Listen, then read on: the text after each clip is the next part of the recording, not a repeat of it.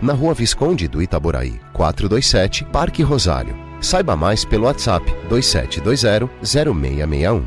Unimed Campos. Pode contar. Expandir, modernizar com qualidade e excelência. Rede de postos Mariana. Combustíveis, troca de óleo, lavagem e lubrificação. Loja de conveniência, conforto e atendimento. Rede de postos Mariana. Rede de postos Mariana. Vem pra cá.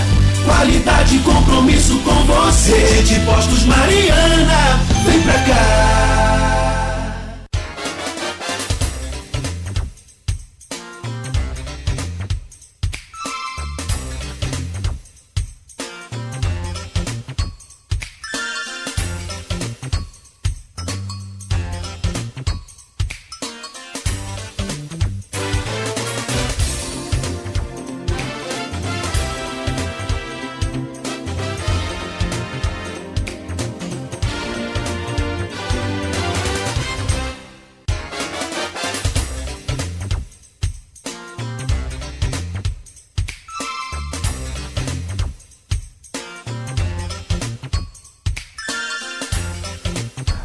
8h11 em Campos, de volta com o Folha no Ar, ao vivo aqui pela Folha FM, ao vivo, né, em 98,3, ao vivo também em nossas redes sociais. Deixa eu olhar aqui minha janela virtual aqui, que eu esqueci de ver o tempo lá fora quando dá esse intervalo aí. A gente consegue ver às vezes aqui o tempo, mas eu não consegui agora, só para confirmar, porque hoje Campos tem previsão de calor, de 30 graus de máxima, sol e tempo claro, é o que está agora aqui na área central da cidade, com 21 graus às 8h12. De volta com Folha no Ar, oferecimento de Proteus, Unimed Campos, Laboratório Plínio Bacelar, Vacina Plínio Bacelar, Rede Mariana de Postos de Combustíveis, Radmed Diagnósticos por Imagem e consórcio do Cicobi Fluminense. Hoje o presidente Lula vem a São João da Barra para a inauguração da GNA 2, né, uma unidade aí com capacidade para abastecer 8 milhões de casas. Como eu disse mais cedo, Campos tem aproximadamente 250 mil registros de imóveis. Vamos colocar 300 mil imóveis. Então você imagina quantas Campos essa nova usina, né, não tem capacidade de abastecer. Muito, muito grande, muito gigante. E é aqui, né, no nosso Porto do Açu. Bom, programa de hoje falando de um tema muito, muito, muito bacana, muito legal, que essa iluminação sobre o apagamento da nossa literatura negra. E esses iluminadores aqui com a gente hoje, a Junilessa Freire, consultora em educação, EAD, formação de professores com mestrado em educação, e com o doutor Marcelo dos Santos, mestre em literatura brasileira e doutor em literatura comparada. O que é literatura comparada? Desculpa a minha ignorância, mas eu acho que é para isso que a vida serve. Literatura comparada é uma vertente, né, dos estudos literários, que tem a ver tanto com a comparação de literaturas de línguas diferentes, quanto a comparação de literatura com outras artes, que é o meu caso. Eu fiz um doutorado comparando literatura e fotografia. Ah, legal, legal. É o termo comparativo, né? Perfeito. É porque eu fui estudar inglês e a minha maior dificuldade é que ele não tem profundidade nenhuma, não tem um pretérito perfeito, pretérito mais perfeito, pretérito imperfeito, tem nada. Sim, sem marcas de tempo. Tem nada, né? Gente, meu Deus do céu, cadê a língua? É muito, muito seco, né? Enfim. E não que eu tenha tanta facilidade assim no português, né? Como diz o ditado, pode ficar tranquilo que se na matemática eu não vou bem, mas no português eu me agaranto. Não tem? Bom, e a gente está falando sobre essa questão da história da literatura negra no Brasil, ou a tentativa o apagamento dessa história, assim, uma espécie de bloqueio de toda essa força dessa literatura na vida de todos nós, principalmente da população preta, né? E a gente fala um pouco agora sobre o seminário Raízes da Literatura Negra no Brasil, que vai acontecer daqui a pouco no IFE, campus aqui do centro de Campos. O Marco Antônio Marinho, Marco Antônio foi diretor do SESC, né, Orlando? Senac. Do Senac, obrigado. Orlando Tomé está aqui com a gente, né? Também ele marido da June e assim, e faz parte desse processo também. E o Marco Antônio está colocando aqui, Marco Antônio Marinho, diz aqui, ó, o seminário é uma oportunidade única de nos aprofundarmos na temática da literatura e, em particular, a literatura negra. O bizu é buscarmos as novas raízes para que nossa caminhada, tão difícil, siga o caminho da comunhão e integração. E assim, como dizia Cazuza, nos tornarmos brasileiros. Vocês querem comentar a postagem aqui do Júnior? Quer comentar? Fique à vontade. Sem dúvida. Bom dia novamente, né? Só que está chegando agora aí. Está chegando agora, muito prazer. Obrigada pelo convite, Cláudio. É um grande prazer estar aqui em Campos. E aqui, um prazer especial também estar aqui na Folha de Campos. Nos tornarmos brasileiros é isso que move. Eu acho que é esse o grande sentimento, esse conhecimento para aumentar essa sensação de pertencimento ao Brasil, né? De valorização do Brasil, valorização do povo brasileiro, dos saberes do povo brasileiro, da exposição a esses saberes, a esse imaginário. Olha que janela de oportunidades. São várias janelas que se abrem e por essas janelas entram luzes diferentes, como eu falei no bloco anterior, e podemos seguir pelas luzes, podemos seguir essas luzes e criar outros saberes. Mas nós temos que partir do nosso conhecimento, daquilo que nos constitui enquanto brasileiros, enquanto nação brasileira. É a nossa identidade como brasileiros. E a literatura nos ajuda nesse processo, né? Os saberes orais também nos ajudam nesse processo. Vamos contar história, vamos ouvir história, vamos ler histórias. E que é assim que a gente consegue entrar em contato com tantas emoções, emoções do passado, emoções do presente, emoções de diferentes pessoas. Nos permite exatamente trabalhar a empatia, ser empático, você se coloca no lugar de um personagem, você começa a ver o mundo através dos olhos daquele personagem. Olha só que experiência, né? Que experiência você pode ter para melhorar, inclusive, a sua inteligência. Isso tudo mexe com os neurônios, isso tudo mexe com o funcionamento do cérebro. Quanto mais a gente conhece, mais inteligente, mais criativo podemos ficar. Isso parece... mas em que vai interferir no meu trabalho? Eu sou engenheiro, eu sou da informática... Interfere muito, porque quanto mais conexões fazemos no nosso cérebro, melhores são os resultados. Queria também dar meu bom dia, né, para quem está nos acompanhando e chegando agora e comentando, né? Eu acho que tem isso tudo que a Juni falou e pensar também que a literatura foi um instrumento de construção da nossa brasilidade, né?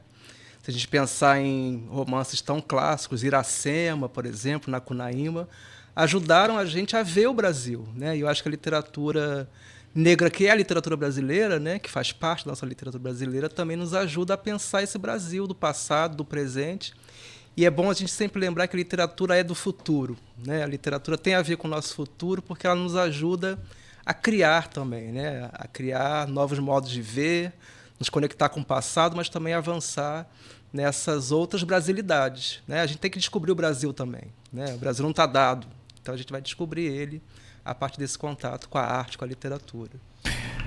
Sobre o seminário que vai ser daqui a pouco, como é que é a estrutura, como que vocês se apresentam, de que forma que é essa interatividade com a comunidade acadêmica e com os alunos também, e aí eu vou lá pro Quilombo, porque tem a ida e vinda, porque assim, e aí vocês fiquem à vontade para dar resposta até mais longa, sem problema, porque vai mais profunda a pergunta.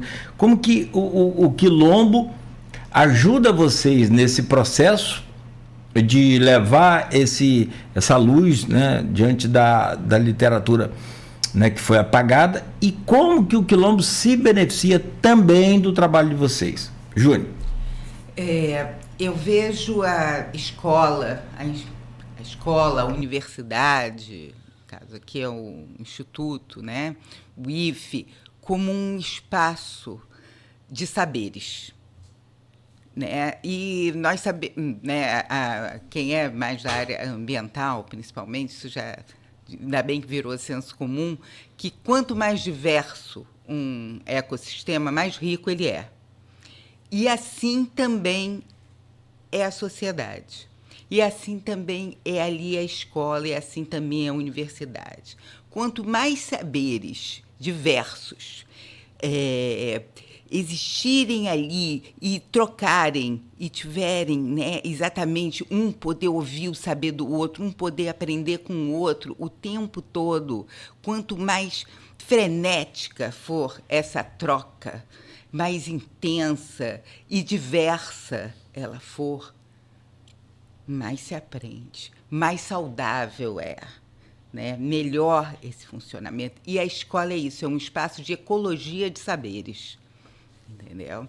E quando vem, né, vamos ter a presença, né? Posso falar de quem? Por favor, fique à vontade, né? Claro. Quem está vindo aqui, estará aqui presente a senhora Elizabeth Fernandes, ela é diretora da Aquilerge. A Aquilerge é a Associação de Comunidades Quilombolas do Estado do Rio de Janeiro. Ela estará presente. Teremos também representantes dos quilombos Deserto Feliz, de São Francisco do Itabapuana, Machadinha, de Quissamã, e Cambucá, daqui de Campos Goitacazes. Tá? Eles estarão ali presentes, eles também farão uma participação no seminário, ou seja, vão estar trazendo esses saberes. E que essa presença, né, dos representantes de quilombos se mantenham nas instituições de ensino, e que para os alunos receberem exatamente para ver essa troca, para enriquecer. Eu tenho certeza que quem estiver participando ali, né, desse seminário, não vai sair dali como entrou, entendeu? Terá tido uma experiência que vai, com certeza, transformar muito a sua visão de mundo e a sua visão enquanto pessoa e enquanto brasileiro. Eu tenho certeza disso. Teremos ali também, no seminário, a apresentação de 2 vídeos trailers, um da obra Esaú e Jacó e o outro da obra de Esaú e Jacó, do Machado de Assis, e outra, A Escrava, de Maria Firmina dos Reis. É bom, o Marcelo pode complementar aqui depois, por favor. A Maria Firmina, ela foi a primeira autora abolicionista brasileira e a primeira mulher a publicar um livro no Brasil. Ela é lá do... Né? Eu queria lembrar o nome do professor que falou uma palavra aqui, agora eu anotei aqui mais um. Do IFE. Ele falou... como você disse aí, que a pessoa vai entrar no seminário hoje e não vai sair do jeito que entrou, né? Ele falou, porque isso acontece, o fenômeno de atravessar. A pessoa foi atravessada, é um termo desses mais novos aí, modernos. Então você já fica sabendo, olha, você vai ser atravessado hoje ou tocado, ou, né, mudado por esse evento. O professor, e tem os dois lados da moeda, como sempre tem que ter no mínimo, né? No caso, o Quilombo também se beneficia de alguma forma, e como que vocês... Porque depois que vocês fizerem os 5, acho que vocês vão conseguir, né, Orlando, fazer um um outro conteúdo de resumo, de repente de histórias, de experiência que vocês estão tendo, porque muitas das vezes a gente vai para ensinar e aprende pra caramba, né? Então, ao contrário, como é que é isso? Eu sempre penso que eu fui professor para aprender, né? Na verdade, né? O professor é aquele que se especializa cada vez mais em aprender. Nesse seminário, né, que eu tenho, a minha parte, digamos assim, né, eu venho desse saber acadêmico que está ali, acho que o nome encontro é importante para isso, né? Nesse encontro como mediador também, né? Mediador dessa possibilidade de todo mundo ser atravessado por todos esses saberes, né? Tanto das populações quilombolas, dos alunos que vão, né? Tivemos uma experiência muito rica, né, em Volta Redonda, assim, né, de participação. Então, eu funciono um pouco como esse mediador, né? Abrir os textos para a gente ler juntos, comentar juntos, né? A experiência da Maria Firmina, como a Juni falou, né? Dessa escritora abolicionista que nos deixou ver esse Brasil, né? Ali da segunda metade do século XIX, e o próprio Machado de Assis, talvez mais conhecido, né? E eu acho que é esse benefício duplo, né? Tanto das populações quilombolas, que tem toda uma história, né? Uma construção histórica com seus espaços, né? Com o território, que nos ensina muito, né? A Juni falou da questão da ecologia dos saberes, né? E na ecologia dos saberes tem a ver com a nossa relação com os espaços, né? Acho que os quilombolas têm muito a nos ensinar sobre pensar a nação a partir dessa relação com o espaço, né? Como é que eles constroem e construíram ao longo da história o espaço, né? E toda a sua cultura, a oralidade está muito presente. E eu acho que espero, né, que tenha esse benefício também da gente fazer essa mediação, né, de saberes também, que é o saber acadêmico, né, que é um entre tantos. Acho que também a gente não pode desprezar esse saber acadêmico, esse saber, né, dos pesquisadores, dos estudiosos que estudam a literatura na academia, né. É muito interessante a gente pensar a escola não está afastada da realidade, da sociedade, ela é a sociedade. A universidade, ela é a sociedade, ela não é um lugar apartado. Então, é um lugar de encontro, de mediação de todos os saberes, de todas as experiências sociais. E acho que essa é uma oportunidade para a gente confirmar e afirmar isso.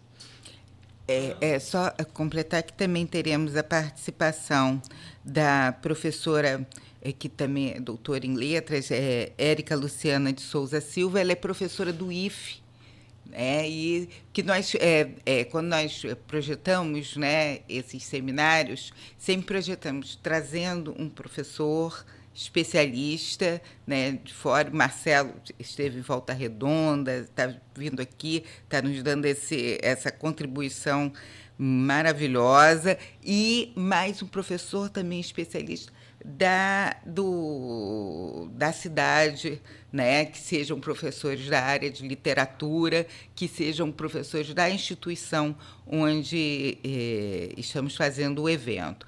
Exatamente porque queremos dialogar, queremos fazer essa troca, e quanto mais rico esse movimento,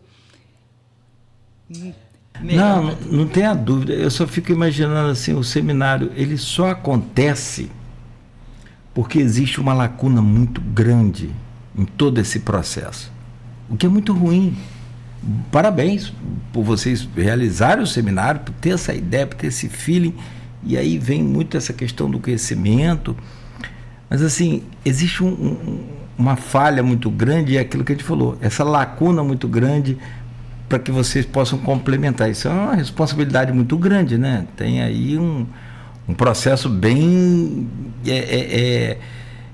como você disse, como a gente falou, pode atravessar muitos jovens, principalmente, a ideia é essa, né? Que esses jovens saiam de lá, pretos, brancos, o que for. Sim, de todas as experiências, de todas as idades. E existe essa lacuna, e essa lacuna dá o quê na gente? Principalmente nós, professores, dá fome.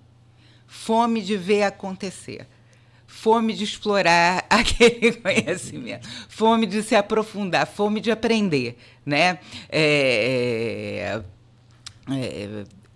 Autores, né, da área da educação, Piaget, por exemplo, ele dizia que você só ensina aquilo que você gostaria de aprender.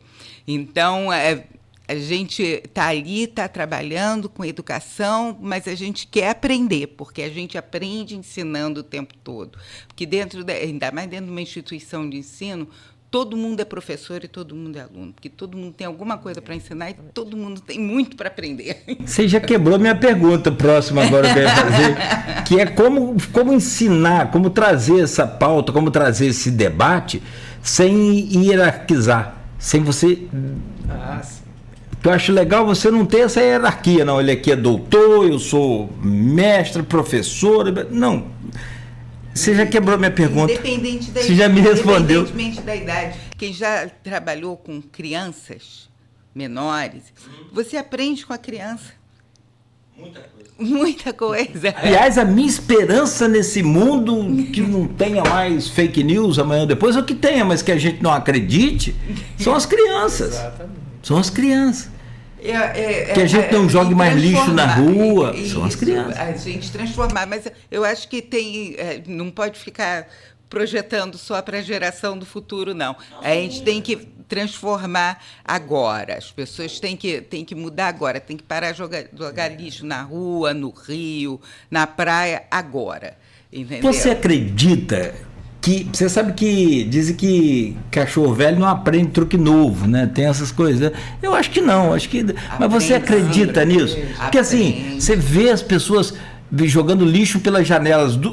O cara com um carrão de luxo abre a janela e joga o lixo. Quer dizer, provavelmente um rico. E o cara que está lá no ônibus lutando também joga... Então aqui, é todo mundo, todas as classes sociais, tudo. Como assim que joga lixo na rua? Como é que é isso? Mas é só Sim, esses copinhos desse negócio descartável aí, joga muito fora. Como que se joga fora uma garrafinha d'água no meio da rua se depois você vai passar ali e está entupido? Tem enchente, aí ela volta, né? Se joga oferenda volta para você. Tem uns que manjar não aceita, não. Devolve. Devolve. Você joga oferenda, manjar devolve. Manjar não gosta de lixo, não. Não. Porque tudo que você joga no rio vai parar no mar. Então... Exatamente. Manjar não gosta de lixo, não. Aliás, você falar em preconceito com a literatura negra também, que é muito grande, não tenha dúvida. No velório da Preta Gil, eu vi alguns comentários e alguns posts aí de redes sociais, e aí está relacionado muito à pauta de vocês, que é também a consciência negra, essa coisa da literatura negra brasileira, mas você vê, como que a gente trata a Umbanda como se não fosse uma religião? É macumba, gente, isso é macumba, essa negra é macumbeira, que história é essa, gente? É uma religião. Então, assim, aí vem a questão também do apagamento da literatura negra como um todo, porque apaga, a gente falou mais cedo sobre culinária, sobre literatura, sobre costumes, sobre religião também, que é afrodescendente e que aqui no Brasil é tido como uma coisa muito ruim. Como assim? É uma religião como a sua, como a minha, É sempre bom a gente não esquecer, né, que houve uma produção de imaginário, né, de nós nos identificarmos como um país branco, né? Isso aconteceu, de fato, historicamente explicado, né? Eu acho que a literatura tem um papel fundamental importante de mostrar que nós não somos um país branco, né? Que essa branquitude foi uma construção, que é o que vai dar nisso, né? Da gente não se reconhecer, não reconhecer nossas matrizes religiosas, não reconhecer nossas matrizes culturais, africanas e originárias indígenas, né? Então, acho que o primeiro aprendizado é isso, saber que houve uma produção de imaginário que está presente nas artes, na cultura, na história, na literatura, que a escola tem um papel fundamental, né, para o bem, né, para a gente desconstruir isso, mas para o mal também, porque construiu essa imagem de um país branco, né? Então, acho que a literatura negra brasileira tem esse papel ainda, né, fundamental, além de tantos outros, de nos conectar com outras experiências, né, mas nos fazer alertar para essa construção e para quem pintar de fato o retrato de quem nós somos, né? Nós somos um país negro, né? Nós somos um país indígena, então, né, repensar. E acho que esses preconceitos, né, claro que é muito complexo, mas tem a ver com desconhecimento também de quem nós somos, né? De que nós somos como nação. Você, falando em política mais cedo, eu falava, essa questão do eleitorado brasileiro, mais de 50% é negro. A população brasileira é a maioria feminina, a maioria negra. Então a gente trata o Brasil como um país machista e racista. Olha que doideira. Os intelectuais são negros, arquitetos são negros, né? Sim. Tivemos tantos arquitetos, engenheiros, né? Então, falamos há pouco tempo da lava-louças, né? Da questão da lava-roupa, mas tantas invenções, né? E a gente precisa recuperar essa história também, né? Das nossas invenções científicas, das descobertas científicas, elas também são negras, né? Elas também são indígenas, então repensar isso tudo, né? Mas é um trabalho, né, tem que ser multiplicativo, né? A gente, como professor, a gente sempre acredita, se chegar para esse vai multiplicar.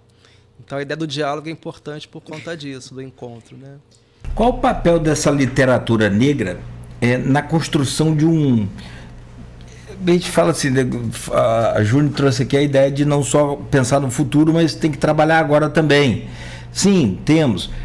Mas assim, em termos de jovem, que é onde vocês vão estar e atuando hoje, por exemplo, e nesses seminários, nessa turnê com esse seminário, qual o papel dessa literatura negra na construção da autoestima desses jovens? Eu acho uma coisa muito importante, porque eu não sou preto, eu não sei a dificuldade que uma pessoa preta passa no dia a dia. Eu sei que eu vejo, o que as pessoas contam, mas eu não sei qual é a dificuldade dela no silêncio do quarto dela, no silêncio do cantinho que ela passa lá no dia lá, e como que essa autoestima é bombardeada a todo momento, a todo instante.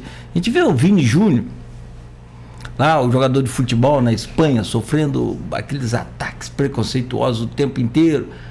E o cara lutando. E olha que não tem dinheiro que afague lá o sofrimento dele. Imagino que, né, ganha bem e tudo, mas e aí? Será que o dinheiro dá essa autoestima? Como é que o cara volta para outro dia trabalhar, sabendo que ele vai encontrar aquela plateia lá humilhando ele, tentando humilhar ele? Como é que a literatura entra na cabeça desse jogo? De que forma eles podem se basear nessa literatura para melhorar essa autoestima? Vou falar um pouco como eu falo com meus alunos, né? Tem muitos alunos negros, enfim, né? E eu acho que a primeira coisa é o reconhecimento, né? Reconhecer que esse jovem que está lendo literatura brasileira, negra, reconhecer que esse espaço é dele, né? Também, ele faz parte desse imaginário brasileiro, né? Hoje um jovem que compõe ou canta rap, ou ouve rap, né? Ou faz trap, ouve trap. Eu acho que a escola tem um papel fundamental de conectar essas culturas, né? As culturas que a gente chama de periféricas, elas têm uma relação muito importante, muito orgânica com a literatura, que a gente chama de literatura, né? Então, pensar, por exemplo, ler poesia, por exemplo, né? A poesia brasileira negra, sobretudo, tem relações muito fortes com rap, por exemplo, hoje, né? Então, eu acho que essa conexão é importante para elevar essa autoestima, né, e fazer esse lugar de um reconhecimento, reconhecer que a literatura que se ensina na escola, infelizmente, né, como o nosso colega ouvinte falou, ela está cada vez mais ausente da escola, isso é uma verdade, né? Mas até para que se reivindique esse espaço da literatura nas escolas, eu acho que é importante criar esse lugar de reconhecimento, né? Um jovem negro, um jovem que mora na periferia, ele precisa reconhecer, não, isso é meu também, essa literatura é minha também, né? E aí fazer aparecer, acho que a literatura negra, dos autores negros, de certa maneira faz aparecer isso, né? Não é à toa que hoje a gente tem nomes, né, em circulação como Conceição Evaristo, né, Eliana Alves Cruz, a própria Ana Maria Gonçalves, que foi eleita agora, como figuras importantes. O que é isso? O que simboliza isso? É uma identidade, um reconhecimento, né? Uma menina negra, um jovem negro se reconhece nesses escritores. Isso, simbolicamente, tem uma força muito grande. A gente precisa apostar nisso. A literatura é o espaço de todos e todos precisam ser vistos nela, né? Então, a escola tem um papel importante para isso também.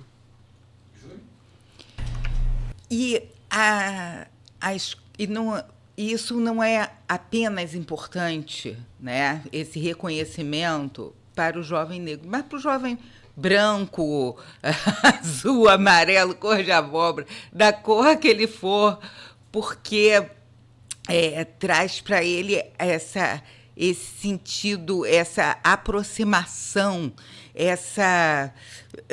esses outros né, esses outros olhares, e você se contamina com essa parte. Você se contamina.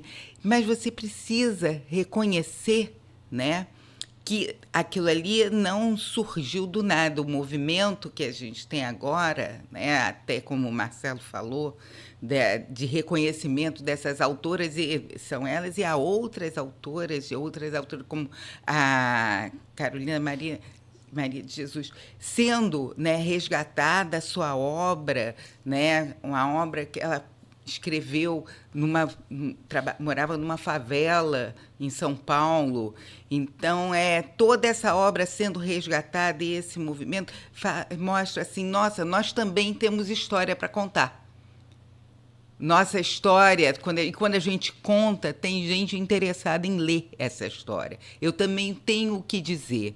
Eu quero provocar, quero que esses alunos, que esses jovens saiam dali do seminário e depois do contato aqui com o Bizu, comecem a escrever, comecem fazendo um diário, comecem fazendo poesia.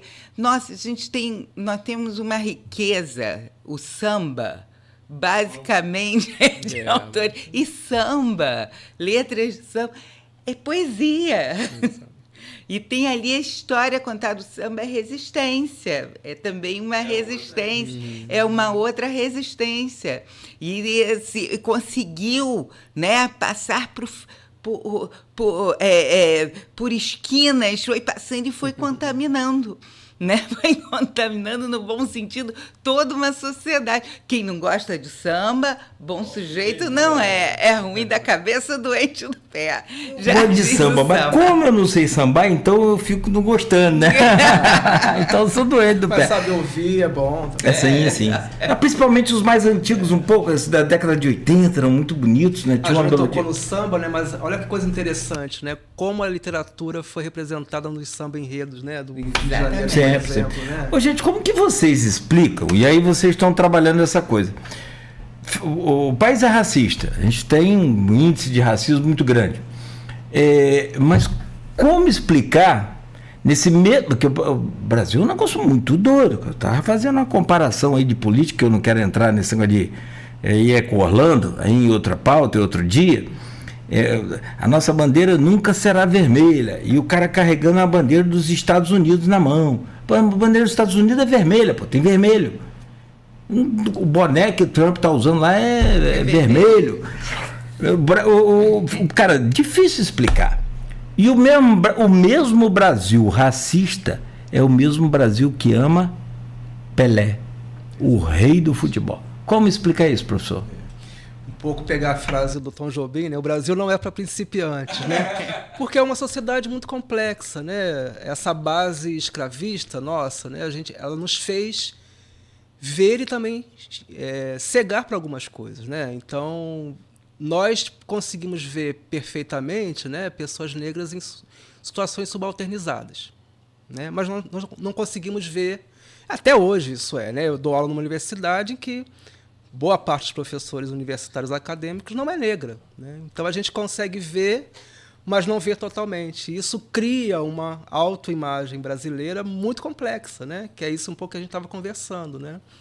A negritude está ausente? Não, mas ela está presente em determinados setores da nossa sociedade. Isso se reflete em tudo, na literatura, na arte, né? Se a gente perguntar hoje, mesmo para quem se formou antes na escola, né, quantos autores negros você leu? Provavelmente não vão saber dizer, ou talvez um ou dois, né? Mas é porque houve uma construção, né? A gente falou de apagamento, né? Mas o apagamento tem muito a ver com muito mais essa redistribuição dos lugares, né? Eu não consigo nem ver a negritude porque eu só estou acostumado a vê-la em determinadas setores e posições, né? Isso é muito complexo, porque aí o racismo ele é insidioso na nossa sociedade. Ele não é como outra sociedade, né, em que houve uma separação, por exemplo, nos Estados Unidos, né?